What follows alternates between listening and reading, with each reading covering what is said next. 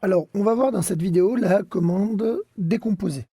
Prenons l'exemple de ce rectangle-là de l'ampoule qui fait 44 par 37.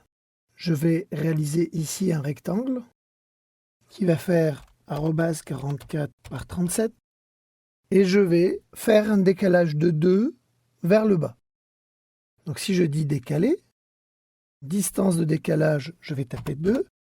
Si je demande de choisir l'objet, vous voyez que tout le rectangle a été pris en compte. Si je dis vers le bas, en fait, le décalage va se faire sur tout l'objet. Alors évidemment, ça me pose problème parce que moi, je voudrais que ça se fasse que sur le bas et éventuellement vers le haut par la suite. Je vais annuler.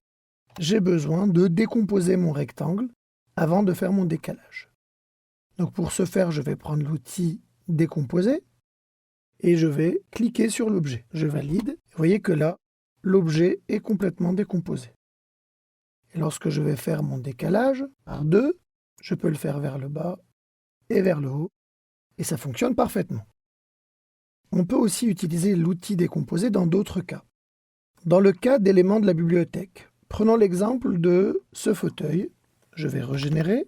Ça n'a pas marché, je vais régénérer. Voilà. Imaginons qu'on veuille supprimer les accoudoirs de ce fauteuil. Alors lorsque je clique sur ce fauteuil, je me rends tout de suite compte qu'il est d'un seul bloc. Alors je vais effectivement avoir du mal à supprimer les accoudoirs si je le laisse dans cet état-là.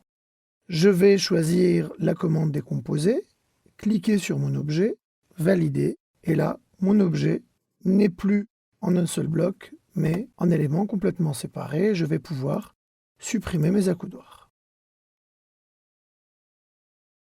Voilà, donc c'était l'outil décomposer.